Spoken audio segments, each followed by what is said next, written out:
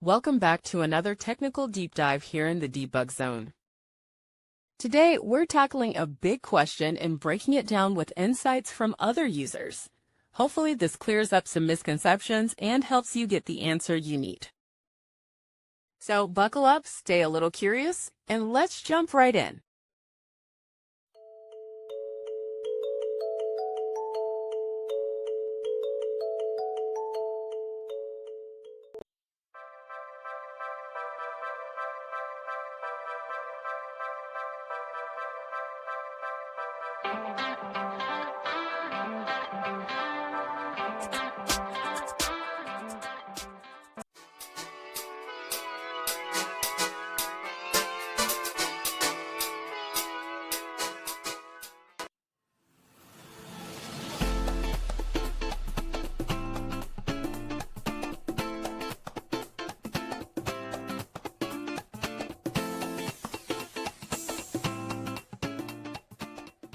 And that's a wrap.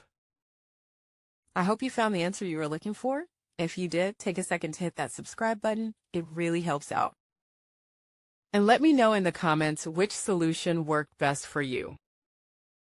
See you next time in the Debug Zone.